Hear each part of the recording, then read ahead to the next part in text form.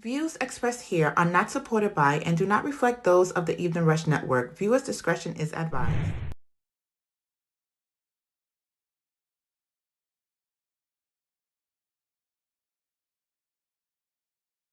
Hello, hello. Good evening, everyone. Good morning, good afternoon, wherever you are in your part of the world. Thank you for tuning in to Stacey Talks Money podcast. I do thank you for joining me this evening. Make sure you like, subscribe, and share. You can follow me on Instagram, Stacey Talks Money podcast. You can also email me, staceytalksmoney@gmail.com if you have any questions, comments, or concerns you may have anything you'd like me to go over during the show, definitely send me an email and I will try my best to cover it for you. Alrighty. Mhm. You can also be generous with the Cash App if you'd like to support the show. Stacey Talks Money on Cash App, and the number to call in is 929-282-0266. All right, so call in if you have any questions, anything you're concerned about, anything you would like to answer. I would definitely try my best to answer it for you. Now, I hope everyone's having a good evening. Here in Brooklyn, it's a little rainy, but it doesn't stop anything. We're going to still talk about some grants this evening. I'm going to talk about, the benefits to apply for grants. Every business owner should be applying for grants, and I'm basically just going to go over some terms that are very that are common with grants. So sometimes a lot of people see these words and they're kind of confused and not sure what it is. So I'm just gonna try and define some of the words that may be a little bit difficult when you're filling out the actual grant application. Alrighty. So now grants are basically money that you can get for your business. It's money that can help you with any kind of cost related to your business. There's a variety of grants. A lot of companies offer grants. There's private grants. You can Google them. You can see what the grants are available right now. A lot of companies offer grants. FedEx. Um, uh, I'm trying to think what else. FedEx. Home Depot has a grant. Macy's even has a grant. There's so many different companies out there that have grants that you can apply for. There are some grants that are specific to minorities, might be for women, if you're in certain fields. There's also a lot of grants that are very, very specific. So when you are applying for these grants, just make sure that you read the details and you know if this grant would be helpful to your business. Because you wouldn't want to go through that whole grant application. It's a lot of paperwork. It's a lot of information that they need. And then to do the grant and then submit the application and then realize, your business doesn't qualify. All right, so I'm going to get right into it. I'm going to get into some common terms that are related to grants. Now, the first one is they're going to say the word award a lot. And when they say award on a grant, it just means financial assistance that provides support for a public purpose, for a public purpose. Awards include grants and any other agreements or form of money or property in lieu of money. That's basically what it means. So they'll say, in the grant application, they'll say the award amount, and that's basically just the grant amount that you may receive for that particular grant that you're applying for. You're going to see budget a lot.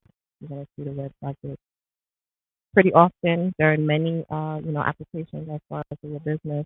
Basically, but when they say a budget, they just basically want to know your financial plan for your business or a financial plan for a particular project related to your business. Let's say you want the grant money for marketing for your business. You'd have to give them a budget for your market, or basically what's going to be your marketing plan. So that's what they mean, or your budget. They're just going to want your budget. And when they say your budget, they want to know how the funds are going to be allocated for this particular project within your business. If it's for marketing, if it's for inventory, if it's to Maybe if you have a brick and mortar, you want to open up a second location. They basically just want to know the budget, just means what is it going to cost in order to start this project or fund whatever you need for your business. So you're going to see that a lot. Let's see. You're going to see they're going to use the word closing date, and when they say closing date just means the designated deadline that they're going to close off the application for this particular grant, because they do have a time limit and a closing date. So make sure when you're applying for these grants, you know the closing date. Sometimes the closing date could be a month, 2 months, 6 months, a year. Some it's a couple of weeks. Always make sure you check the closing date for that particular grant that you're applying. Mhm. You're going to see the term close out. When you see the term close out, that is the process by which the federal awarding agency or pass-through entity determines that all applicable administrative actions and all required work of the federal award have been completed and takes action as described. So basically, that just means when you're awarded the money, everything is closed out, you're all set. That's basically what it means.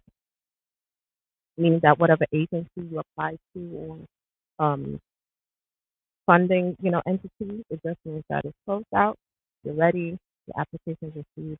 If you're going to get the funds, they'll let you know the process, how long it's going to take for you to get the funds from the grant. That's what it means basically. Also, you're going to see a competition ID.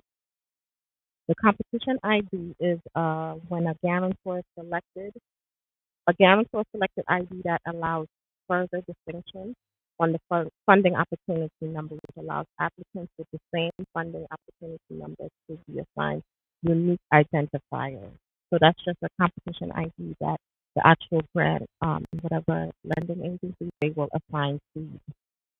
They will assign you a specific ID. Not all of them do, but some do. Okay, we're going to see the word contract a lot. Basically, what a contract is a legal instrument by which a non-federal entity purchases property or services needed to carry out the project or program under a federal award. That's basically what it is. It's a contract. And if you guys have your businesses set up and you're doing work with other businesses, or you have contracts to be for your employees, contracts to be for vendors, always make sure you have a contract. Okay. Okay. Another term you're gonna hear or see, I should say, is cost sharing or matching. When you see that, basically that's the portion of the project cost not paid by the federal fund, um, otherwise authorized by the federal staff. Okay, so that's the cost sharing and matching. Basically, it's just saying the projected cost. That's it. So if you see cost sharing within the application, basically they just want to know the projected cost. It's just really you should see a lot. You're going to see DUNS number on the grant application, or they may spell it completely out. It's data universal numbering system. So some people get a little confused when they see both or either or. Sometimes they just write the word DUNS, or they write data universal numbering system number. And that's basically your DUNS number. If you guys remember, I was always talking about the DUNS number.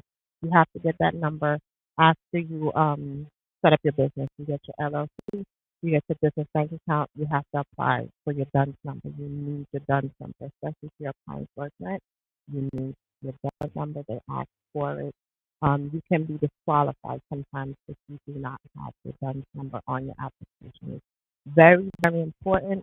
The DUNS number just basically lets them know, you're a legit business, you're building your business credit. That's where all your business credit is housed within the DUNS number.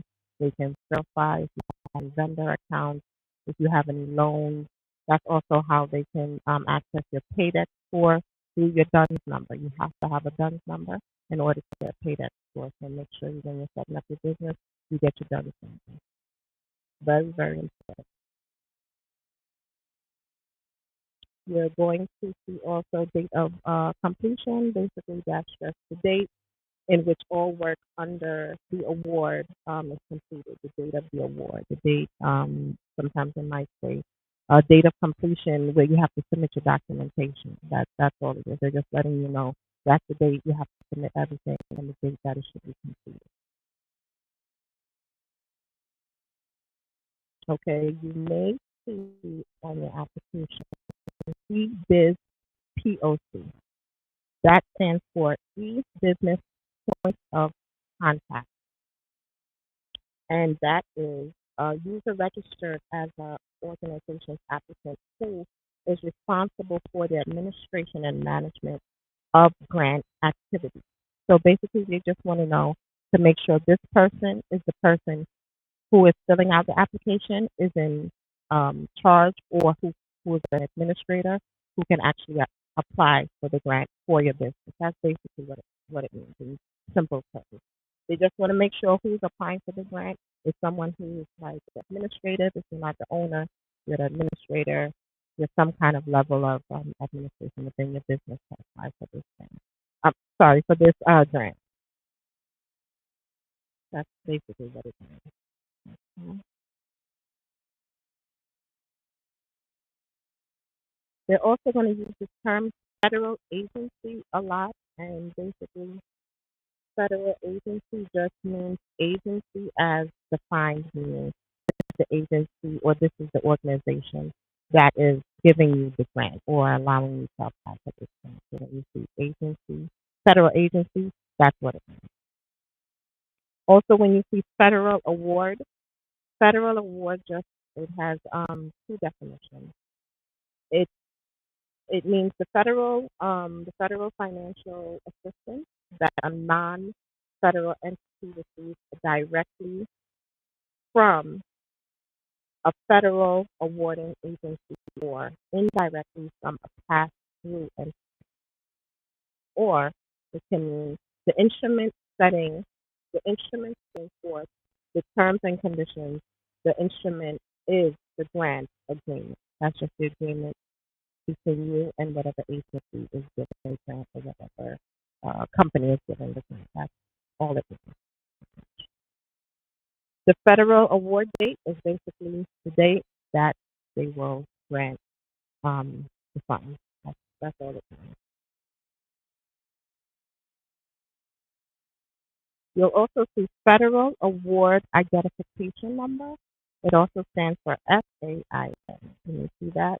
This is a unique ID within the federal agency for each financial assistance award. So sometimes you may see that on the application, or they may assign you a federal award identification number.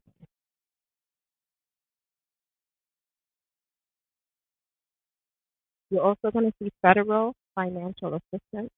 Basically, that just means for grants or any kind of agreement, it just means that assistance that you're going to receive is that from a non-federal entity received or administered, or in the form of a grant, a cooperative agreement, a non-cash contribution, a direct appropriation, food commodities, or other financial assistance. That's basically what it means when we say federal financial assistance.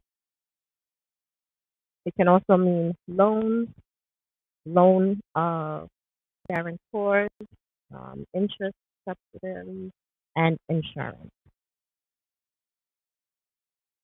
You also see they'll use the term federal programs depending on what kind of grant you're applying for. They might say the federal program, and basically that just means um, the program that you're applying for. It means all federal awards which are assigned to a single number within the CFP.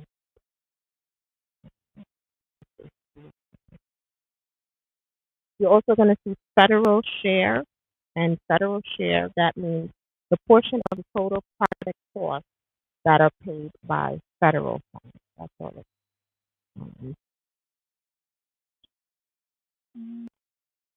So you're also going to see funding opportunity announcement, or FOA. That is a publicly available document by which a federal agency makes it known of its intentions to award grants or cooperative agreements, usually as a result of a competition. So that's basically they're just making the announcement of whatever grant that they're going to be awarding. That's it. Whatever institution or company you're applying to for that particular grant. Alrighty. You're also going to see funding opportunities number, or FON. That just stands for this is the number that a federal agency assigns to its grant announcement. That some grants they actually have an announcement. There's going to be a certain unique number on the grant. So when you're applying, you have to also put that number in the grant paper. But they'll let you know if they have that number.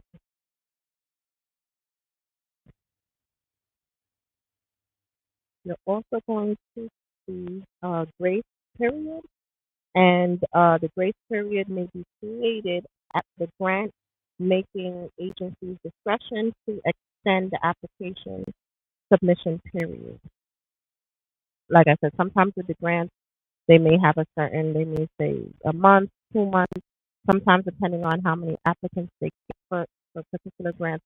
Sometimes they do extend the application time frame. So they could extend it a month, months, a week, sometimes a couple of days. So you always have to check when you're applying for these grants. If there's a lot of updates, always stay on top of the updates to see if they have extended the time frame for that particular grant. Then they also have, you're going to see grant agreement, and basically that's just the agreement between you and the agency that's awarding the grant. It's just a basic agreement stating that, if they award you this grant, you're going to use it for whatever you stated on your application. And you should, if you tell them, I'm applying for this grant for inventory, I'm applying for this grant for, whatever it is, payroll to expand, you should really use the money for those types of things. Basically, that's what it is. You're going to see a lot of guarantor, and a guarantor is a user registered on behalf of the federal grant making agency to post funding opportunities or manage submissions to these funding opportunities. That's what that is.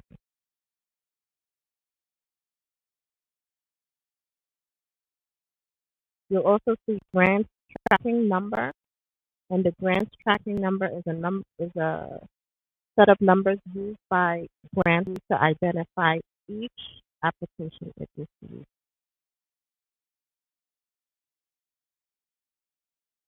Okay, you're going to see individual applicant. That's exactly what it means. They just want to know this is a registered applicant user who submits applications on their own behalf. Individuals sign the grant application and its associated certifications and assures that they are necessary to fill the requirements of the application process. That just means that you are the person, this is your business, you're the person who's filling out all of the paperwork, and you're the one who you're speaking on behalf of the business pretty much. So you always have to state within the application who is filling out the paperwork. Because sometimes um, people who have larger businesses, they may have their manager filling out the application, they may have a secretary, they may have with their partner. You always have to state who is filling out the actual application. That's also important.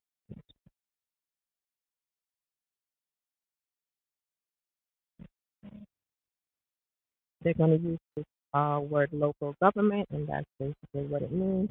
They're just going to state your local government. If it's one of your local government agencies um, giving the grant, That's what they're gonna give you the information stated for what borough and what agency that's given the grant if it's a local government.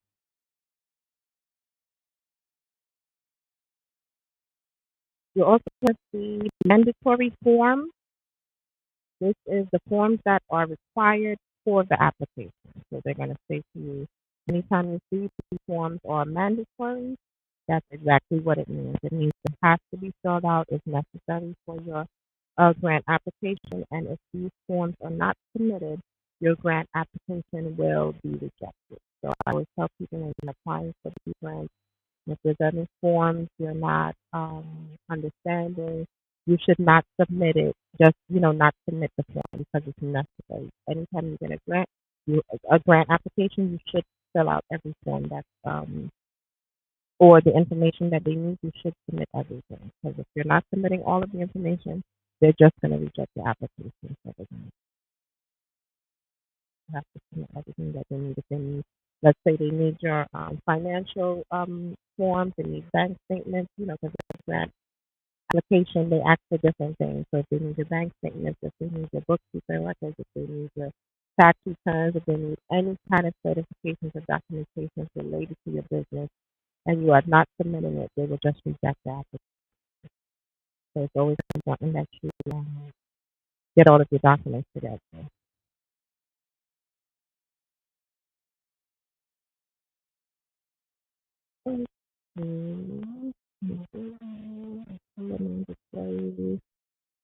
You may see federal. You may see non-federal entities, and that's just a state, local, government, or higher or institute of higher education, or a nonprofit organization that carries out a federal award as a recipient. Now you're going to see nonprofit. Sometimes for grants, they may specify this grant is only for nonprofit organizations. If you have a nonprofit organization, you should only be applying to those kinds of things. If you do not have a nonprofit organization and you apply for a grant, you're going to be disqualified. You have to have a nonprofit organization if that's what they specify. Because I have a few clients reach out to me and they say, I applied for this and this grant. And when I'm checking, it does say you have to be a nonprofit organization. And when they check, they have to make sure that it's a nonprofit. So if you're applying for the grant and it says nonprofit, if you know your business is a nonprofit, great. If your business is not a nonprofit, you're just wasting your time. Basically, a nonprofit means any corporation, trust, association, cooperative, or other organization, not including it's operated primarily for scientific, educational service, charitable, or similar purposes in the public interest. It is not organized primarily for profit and uses net proceeds to maintain, improve, or extend the operations of the organization. Okay, so that's basically what a nonprofit means. It means the business is not for profit. Nonprofit means it's not for profit. A lot of times people get a little confused when they hear the word nonprofit. That's exactly what it means. You're not doing this business for a profit. That's why you see a lot of charities, organizations, when they collect clothes or food or things like that, they're not getting a profit. They're doing it for a cause to either help their community, help internationally. That's what a nonprofit means. The churches, different community organizations. Alrighty, so we're going to take a quick break and we're going to come right back. Hey, what's up, you guys? It's your girl, Chrissy, here to let you know that the Evening Rush Network now has an app. Yes, an app, you guys. So you can stay connected on the go and watch all your favorite podcast shows. You can download the app at Google Play Store or Apple iTunes. So spread the word. Tell a friend to tell a friend. Also, if you're looking to start a podcast and really don't know how, well, hit us up at the Evening Rush Network at gmail.com and inquire about time slots, pricings, and everything you may need to get started. We got you. Join the winning team, the Evening Rush Network. And also, download that app. What are you waiting for? Get to it.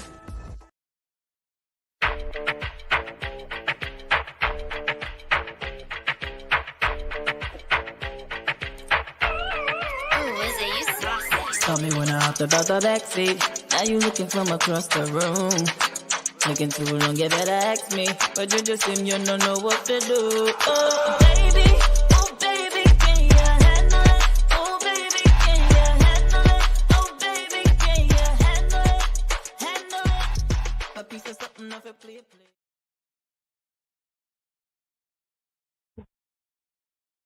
Alrighty. I hope you guys are jamming to the little music, the little break. I know it was a lot in the first half. I'm giving you guys a lot of information. I hope you're writing it down. If not, you can always catch it. The replay, you can follow us on YouTube. You can go on the site. You can see the replay if there's anything. We're also live on Instagram on the Evening Rush Network page, so you can go there live see if you have any questions or comments. You can definitely reach out there. You could reach me on Instagram, Stacey Talks Money Podcast. You can email me, staceytalksmoney@gmail. All right. So the last thing I spoke about was nonprofit organizations. The next term you're going to see a lot, you will see obligations. Basically, that's just when used in connection with a non-federal entity's utilization of funds under a federal award. Obligations means orders placed for property and services, contracts, and subawards made, and similar transactions during a period that require payment by a non-federal entity during the same or future period. That's all it means. Just meaning you're obligated to whatever grant you applied for in the fund. I know a lot of these terms can seem a little, kind of weird to hear, but they are very frequent in grants, and you may see them. So I just want you guys to be aware of some of the things that may come up when you're applying for grants. If you're applying on your own, even if you have someone applying on your behalf for grants, it's always best if you can, even if you're going through the paperwork, you see certain words, certain terminology, and you'll have a better understanding of what it means. Because a lot of times people see these words, they see a lot of things going on with these grant applications, and they kind of just bypass it or they're not sure. So it's good when you know what's going on. Okay. Another term you're going to see is organization applicant. Basically, that's a registered grant application user who is working on or submitting applications on behalf of an organization. This is someone who is submitting on behalf of your organization or on behalf of your business. As I said, a lot of people sometimes they have a grant writer for them submit their grant. Me personally, even if you have someone submitting a grant for you, you should also make sure you're checking everything that is submitted. Check everything that they're filling out just to make sure everything is on the up and up. So that's what it means. Someone who is basically submitting the application on behalf of your business or your organization. Okay.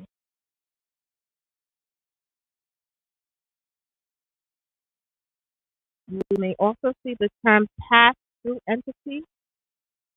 A pass-through entity means a non-federal entity that provides a subaward to an, a subrecipient to carry out part of a federal program. That's what that means.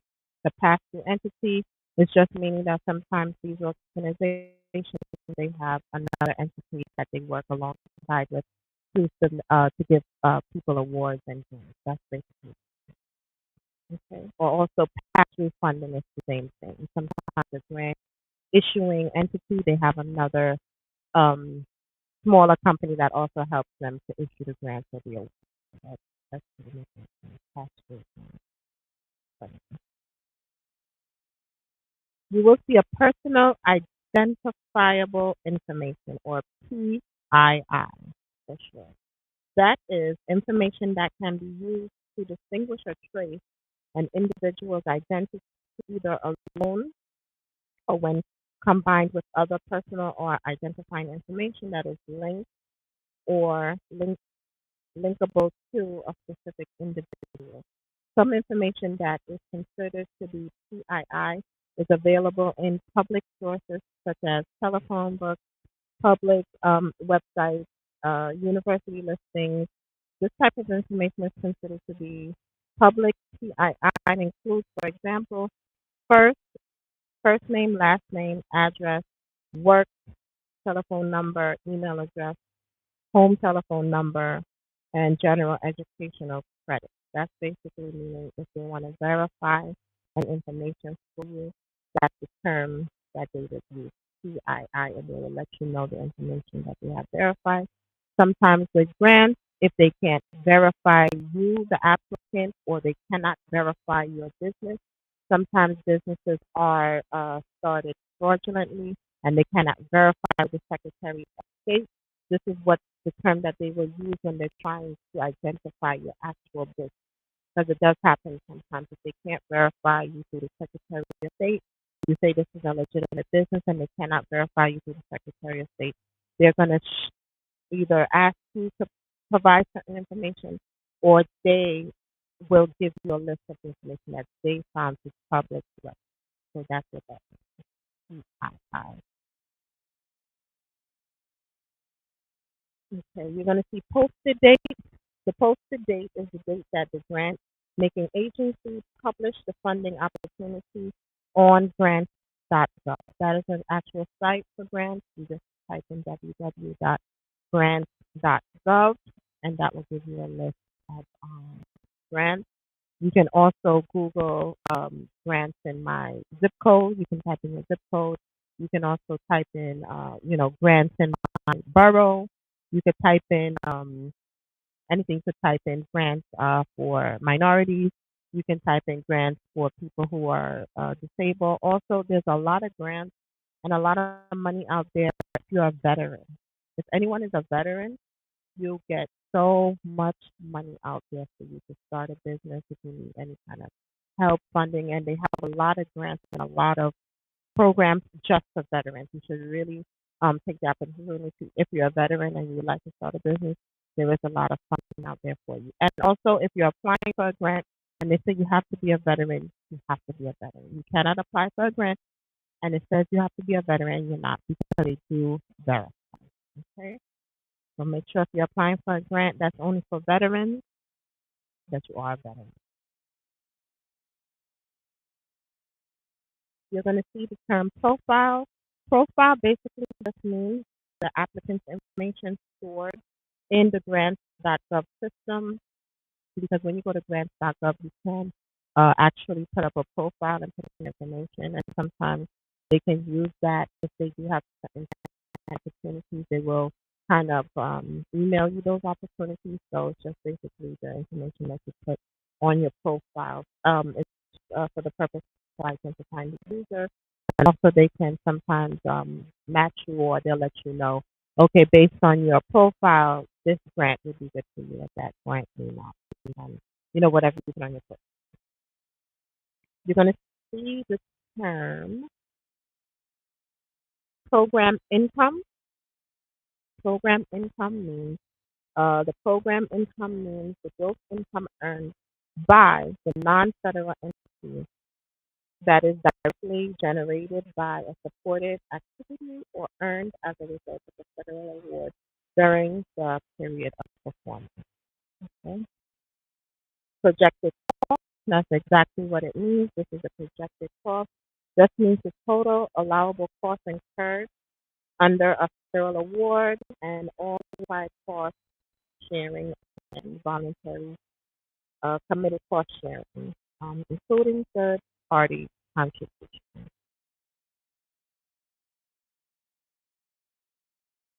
You'll also see project period, and that's just the period in which it's established in the award document during in which the awarding agency sponsorship begins and ends. That's the beginning and the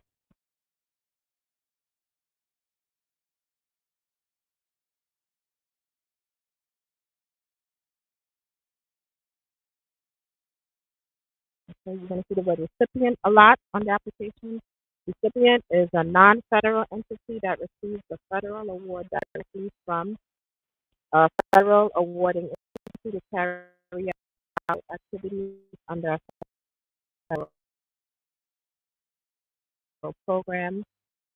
The term applicant for anything. You're going to see the word role a lot on the application. Role just means the term on grants.com. The role is each role provides a user a specific right, responsibility, and levels of access to functioning within the grants.gov system. Basically, that's when you set up your profile on grants.gov. They're going to ask again for your role.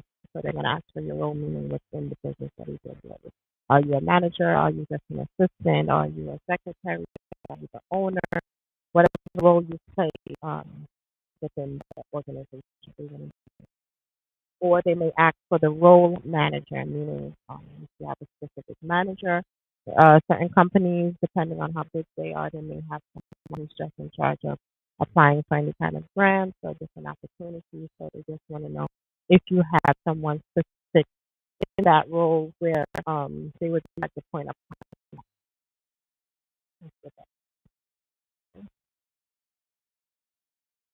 When they say your state, basically that just means the state that you're in. You may see a sub-award. This is an award. This is an award. Cooperator. Sub-award. This is an award provided by a pass-through entity to a sub-recipient. For the sub-recipient to carry out part of a federal award received by a pass-through entity, it does not include payments to a contractor or payments to an individual that is a beneficiary of a federal program. That's sub.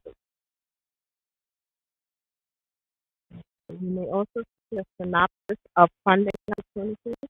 That is typically just a summary of information extracted from or based on the funding opportunity. Announcements that are displayed on the search grant tab of grants.gov. So you can actually go. I want everyone to go to grants.gov and you could actually type that in, synopsis of funding opportunity. And there's actually a tab and it will give you a more in-depth definition of that. Actually, you can go on grants.gov and type in any of these terms that I'm giving you, and they will have the definition. Okay. You may see the word termination within the application, and termination is just the ending of the federal award. In whole or part, planned to end the period of performance. That's basically, they're going to tell you this grant may terminate, let's say, the end of 2024, and they will no longer reissue that grant. There's some grants that are yearly. There's some grants that are monthly. It all depends. But they will tell you the termination, basically the date that it will be ending. You will also see the term third part in a kind contribution. Third party in a kind of contribution means the value of non-cash contributions, properties, or services that benefit a federally assisted project or program and that are contributed by non-federal third parties within charge to a non-federal entity under a federal award. I know that's a lot, and it seems like a lot, but like I said, you guys can go to grants.gov and you can put in all of these terms, and it will come up and it will have a more in-depth definition.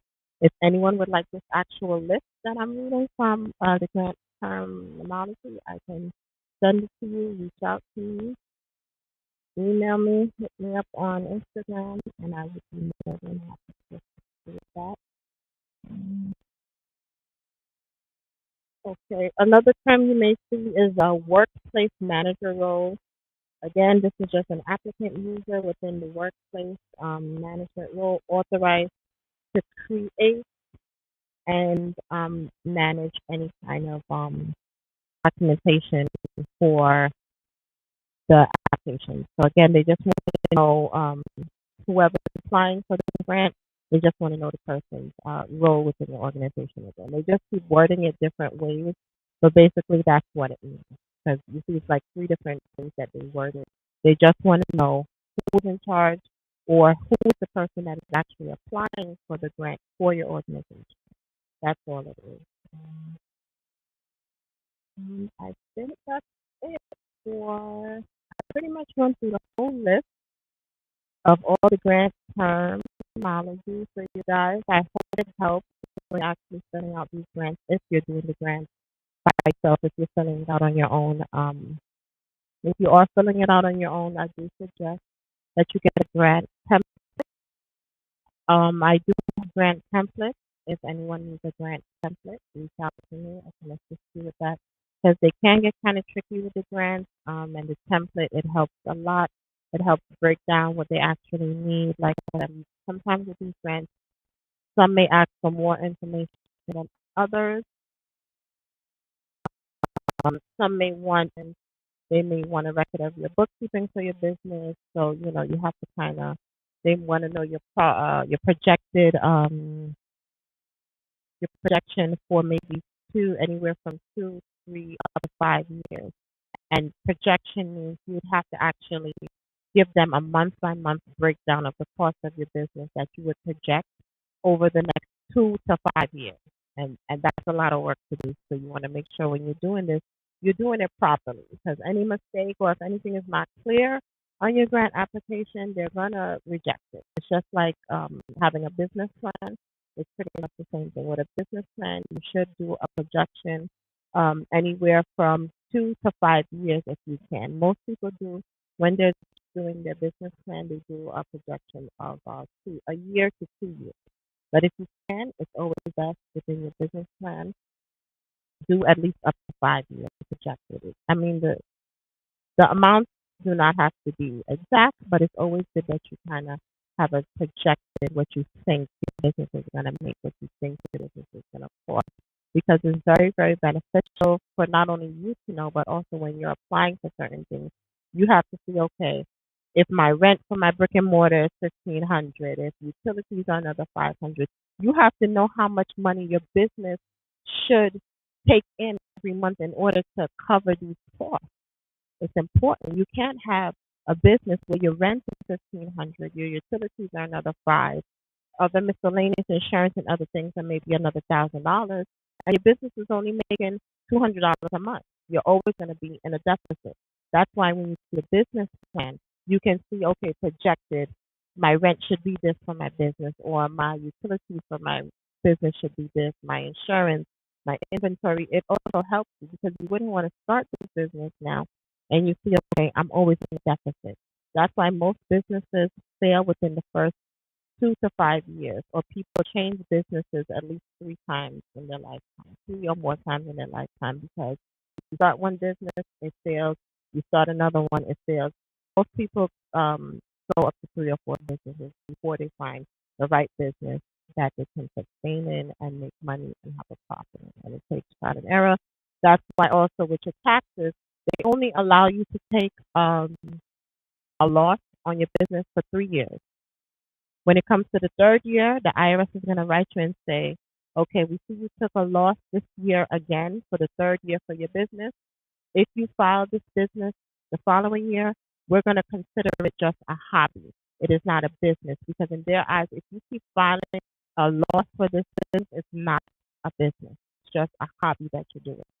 If you're making hats, if you're crocheting, if you show them the third year, I'm always in a deficit. I'm not even making anything. In their eyes, this is just a hobby. This cannot be a profitable business. A business has a profit.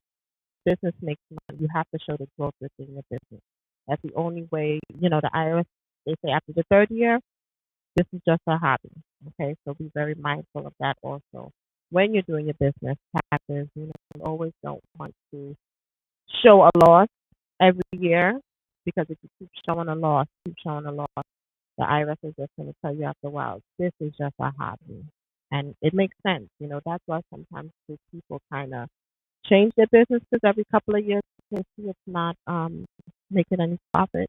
Because you're not going to keep putting money into something if you're not making money from it. And that's just the gist of it. You have a business is to make profit, is to grow, is to expand. You have to make money off of your business. I know in the first year or two, sometimes people, there's not a great profit in your business, but you still have to show that, you're making profit in your business, doing marketing, you're spending on your business in the proper way. That's also where bookkeeping comes in. And I've been talking to a lot of different people, and I realize a lot of people have their business and they have no kind of bookkeeping system in place. They kind of just, if it's a cash business, they just kind of take the cash, put it in their pocket.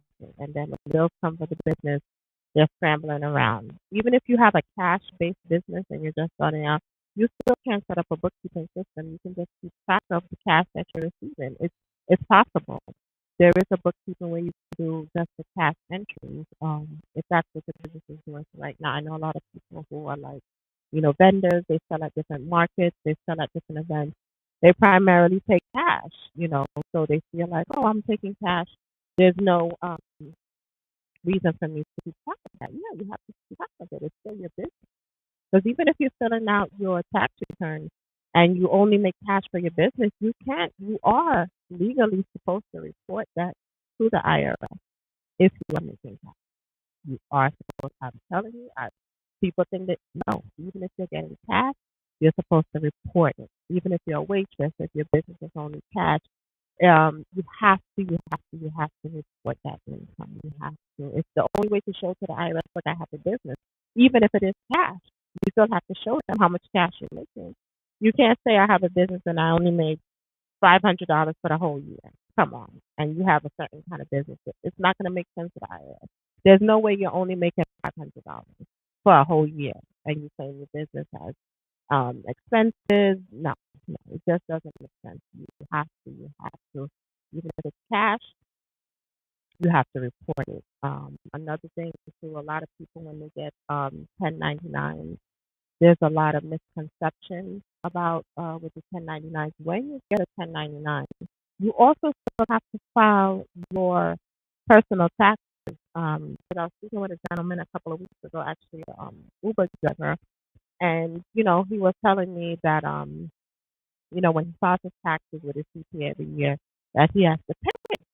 So me, I digged a little deeper. So I said, why are you having to pay back every year? I said, how much do you pay for your work? So I asked him, I said, are you just an Uber driver? He said, yes. I said, do you have a W-2 job?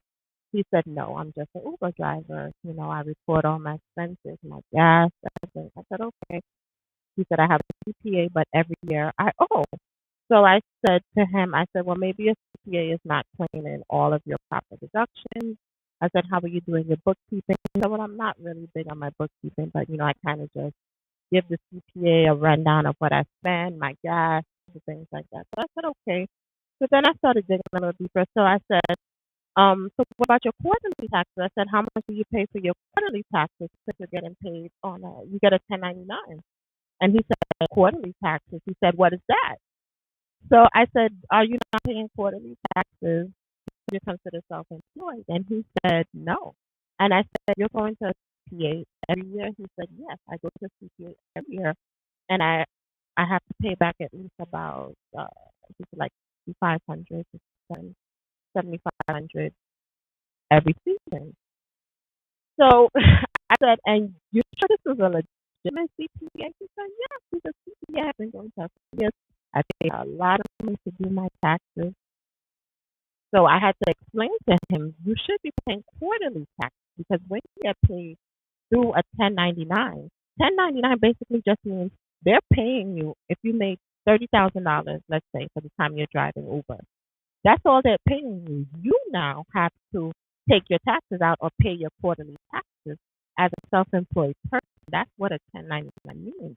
But he said, no, she never explained that to me. So he said every season now when he keeps asking her, why do I have to keep having to pay? Why do I have to keep having to pay so much? And he said that all she said to him was, is because you're getting a 1099 and that's how much you have to pay, and that's it. And I'm sitting in and I'm looking at that, and I said, that's really what a CPA told you. Listen, I'm not bashing CPAs.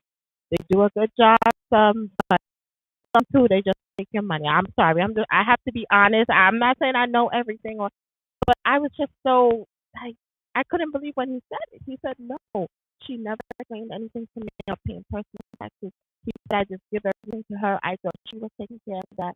I said, well, obviously she wasn't, because that 65 to 7,500 that you're having to pay back, that's basically your self-employment taxes that you should have been paying every quarter.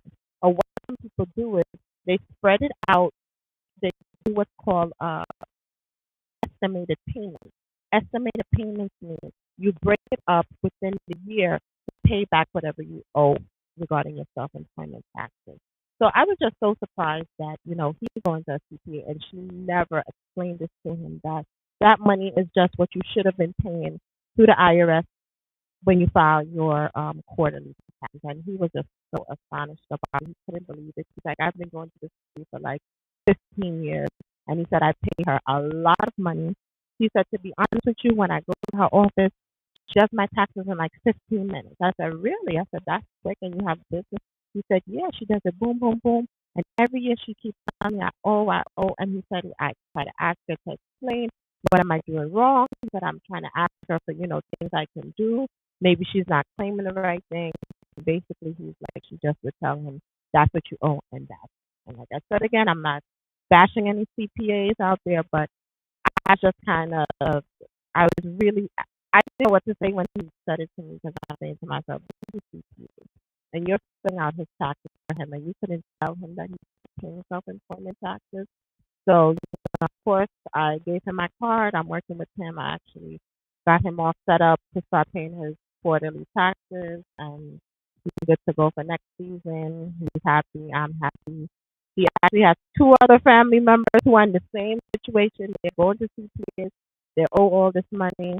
So I'm just trying to give people honest, good information, because when I hear stories like that, it's kind of it's not good to hear stuff like that. And these are supposed to be professional CPAs. They should know better. I'm not saying that I know anything less than a CPA. We're pretty much on the same level. I know just as much as a CPA. There's just certain things legally I cannot do, but we learn pretty much the same thing. And I hear that all the time. A lot of people, they go to CPA and they pay them a lot of money. Honestly, if you have an LLC, you do not even need to go to a CPA to file your taxes. You should be filing your taxes yourself. It's not necessary if you have a LLC to even go to a CPA, because LLC basically just means you're a sole proprietor. That's why when you have an LLC, you can file it along with your regular 1040, meaning your personal taxes. That's why they can be filed together. But if you have an S corp, a C corp, a partnership, a trust, those are different business entities, and those have to be filed separately. So for that, you would need a CPA. Alrighty. So I gave you guys a lot of information this evening. If anyone needs any help with any grants or anything with taxes, please reach out to me.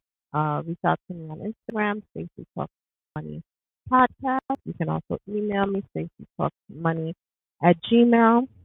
Thank you for listening. Thank you for watching, and I hope you see you next week.